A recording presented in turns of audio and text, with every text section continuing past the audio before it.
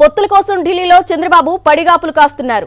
పొత్తులపై చర్చల తర్వాత ఆయన మీడియాకు ముఖం చూపించకుండా వెళ్లిపోవడం వెనుక ఏం జరిగి ఉంటుందోనన్న చర్చ ఇప్పుడు ఢిల్లీ వర్గాల్లో నడుస్తోంది. లోపల ఏం జరిగిందో తెలియకపోయినప్పటికీ జనసేన బీజేపీకి కలిపి 8 ఎంపీ 30 అసెంబ్లీ సీట్లని టీడీపీ బయట ప్రచారం చేసుకుంటోంది. ఆ లెక్కను బట్టి చూస్తే జనసేన సీట్లకు చంద్రబాబు కోత పెట్టినట్టే కనిపిస్తోంది. 17 ఎంపీ 145 అసెంబ్లీ స్థానాల్లో పోటీ చేస్తామని టీడీపీ చెప్తోంది. అరకు, రాజమండ్రి, నర్సాపురం, తిరుపతి, హిందూపురం, రాజంపేట సీట్లు బీజేపీకి ఇచ్చినట్లుగా టీడీపీ ప్రచారం చేసుకుంటోంది.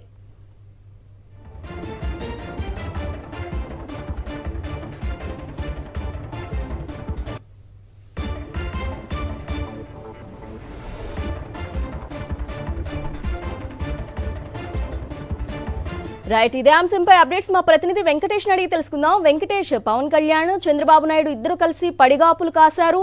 గంటన్నర పైనే చర్చ జరిగింది. అలాంటిది ఇంత పెద్ద పంచాయతీ జరిగినప్పుడు కనీసం మీడియాతో కూడా మాట్లాడకుండా వెళ్లిపోయారు. దీన్ని ఏ విధంగా చూడాలి? 3 రోజులుగా చంద్రబాబు నాయుడు, పవన్ కళ్యాణ్ ఢిల్లీలో పడిగాపులు కాస్తున్నారు. ఎన్డీఏలో చేరాలని, బీజేపీతో పొత్తు పెట్టుకోవాలని పదే ప్రయత్నాలు చేశారు. ఇప్పటివరకు ఆ పొత్తు సంబంధించినటువంటి చర్చలపైన బీజేపీ పెదవి విప్పడం లేదు. అసలు ఏం జరిగింది, బీజేపీ టీడీపీని ఎన్డీఏలోకి ఆహ్వానించిందా లేదా, ఈ అంశానికి సంబంధించి బీజేపీ మాత్రం చాలా గుంభనంగా వ్యవహరిస్తుంది. అయితే టీడీపీ మాత్రం చాలా పొత్తు కోసం తహతహలాడుతున్నటువంటి పరిస్థితి మనకు కనబడుతుంది. కనకమేడల రవీంద్ర కుమార్ మీడియాతో కొద్దిసేపటి కిందట మాట్లాడారు. పొత్తు కుదిరింది, కాసేపట్లో అధికారిక ప్రకటన వస్తుంది, మేము 3 పార్టీలు కలిసి పోటీ చేస్తాయని ప్రకటించారు. కానీ ఇప్పటివరకు బీజేపీ ఎన్డీఏలో పెద్దన్న పాత్ర పోషిస్తున్న బీజేపీ మాత్రం ఈ అంశంపైన ఎలాంటి క్లారిటీ ఇవ్వడం లేదు. ఇప్పటికే ఏపీ బీజేపీ నేతలు ఈ పొత్తుకు సంబంధించినటువంటి సంఖ్య పైన, టీడీపీ చేస్తున్నటువంటి ప్రచారం పైన తీవ్ర అసంతృప్తి, ఆగ్రహంతో ఉంది. కేవలం 6 ఎంపీ సీట్లు, 6 ఎమ్మెల్యే సీట్లు ఇస్తామని టీడీపీ చెప్తున్నటువంటి వైనాన్ని ఏపీ బీజేపీ నేతలు జీర్ణించుకోలేకపోతున్నారు.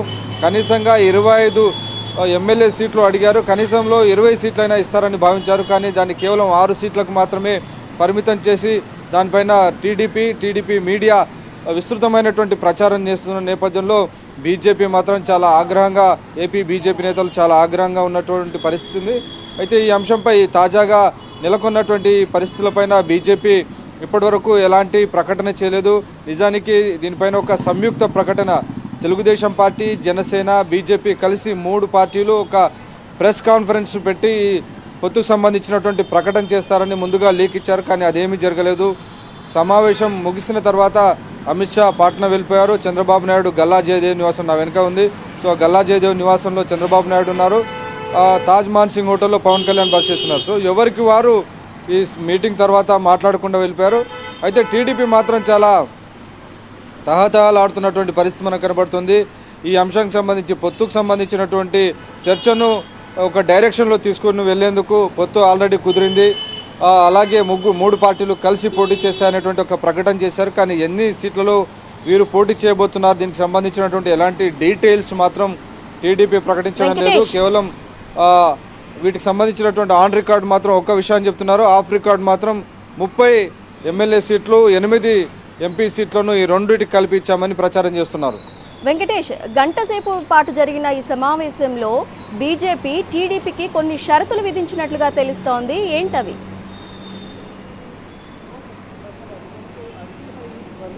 నిజానికి తెలుగుదేశం పార్టీ గతంలో చేసినటువంటి మోసాన్ని ఇప్పటికే బీజేపీ నేతలందరూ కూడా వారు మర్చిపోలేదు. డెఫినెట్గా చంద్రబాబు నాయుడు గతంలో 2014 తెలుగుదేశం పార్టీ, బీజేపీ కలిసి పోటీ చేసినప్పటికీ ఏకపక్షంగా బీజేపీ తెలుగుదేశం పార్టీ నుంచి బయటికి వెళ్ళిపోయినటువంటి పరిస్థితి చూసాం.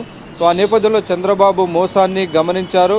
ఖచ్చితంగా గతంలో చంద్రబాబు నాయుడు చేసినటువంటి కామెంట్స్కి వాటన్నింటి కూడా క్షమాపణ చెప్పాల్సిందే అని బీజేపీ నేతలు అడిగినట్టు తెలుస్తుంది. గతంలో చంద్రబాబు నాయుడు ప్రధానమంత్రి నరేంద్ర మోడీని టెర్రరిస్ట్ అని వ్యాఖ్యానించారు. అలాగే ఆయన వ్యక్తిగత జీవితం గురించి, ఆయన భార్య గురించి కూడా పబ్లిక్ మీటింగ్లో మాట్లాడినటువంటి వైనాన్ని అంతా కూడా బీజేపీ నేతలందరూ కూడా మర్చిపోలేదు. సో వీటన్నిటిని కూడా గుర్తు చేసుకున్నారు. చాలా వ్యక్తిగతంగా మాట్లాడినటువంటి చంద్రబాబు ఖచ్చితంగా ఆ వ్యాఖ్యలకు క్షమాపణ చెప్పాల్సిందేననేటువంటి ఒక డిమాండ్ మాత్రం బీజేపీలో వస్తున్నటువంటి పరిస్థితి. సో ఈ నేపథ్యంలోనే చంద్రబాబు నాయుడు కనకమేడల రవీంద్ర కుమార్ను మీడియా ముందుకు పంపించి పొత్తు కుదిరిపోయింది, అంతా అయిపోయింది అనేటువంటి ఒక స్టేట్మెంట్ ఇచ్చారు. కానీ బీజేపీ అధిష్టానం మాత్రం దీనిపైన ఎలాంటి ప్రకటన జారీ చేయలేదు. అధికారిక ప్రకటన వస్తుందని వీళ్ళు లీకులు ఇస్తున్నారు తప్ప బీజేపీ హైకమాండ్ నుంచి పొత్తుకు సంబంధించిన ఒక సంయుక్త ప్రకటన ఏది కూడా రాలేదు. సో చంద్రబాబు నాయుడు చేస్తున్నటువంటి ఈ హడావుడి పైన మాత్రం బీజేపీ నేతలు కాస్త అసంతృప్తితో అయితే కనబడుతున్నారు. ఇంకోవైపు ప్రధానంగా తనతో పాటు వెంట తెచ్చుకున్నటువంటి పవన్ కళ్యాణ్కు గతంలో ఇచ్చినటువంటి సీట్లలో కూడా చంద్రబాబు నాయుడు కోత పెట్టారు. గతంలో 3 ఎంపీ సీట్లు జనసేనకి ఇస్తే అందులో ఒక సీటులో కోత పెట్టారు. 24 సీట్లు ఎమ్మెల్యే సీట్లు ఇస్తే అందులో కూడా దాదాపు ఒక 4 సీట్లు కోత పెట్టినట్టు తెలిసింది. సో మొత్తానికి జనసేనకు ఒకవైపు కోత పెట్టారు, ఇంకోవైపు బీజేపీకి అరకొర సీట్లు ఇస్తున్నారు. మొత్తానికి తెలుగుదేశం పార్టీ ఈ ఎన్నికల్లో కేంద్రంలో ఉన్నటువంటి బీజేపీ ఈ అధికారాన్ని 175 నియోజకవర్గాల్లో అధికారాన్ని ఉపయోగించుకోవాలని చూస్తుంది. కానీ అదే తరహాలో మాత్రం తమకు ఇక్కడ ఇచ్చేటువంటి పోటీ చేసేటువంటి స్థానాల్లో మాత్రం అదే తరహా గౌరవంగాన్ని ఇవ్వడం లేదనేటువంటి ఒక అసంతృప్తి మాత్రం ఏపీ బీజేపీ నేతల్లో కనబడుతుంది. Okay Venkatesh, thank you.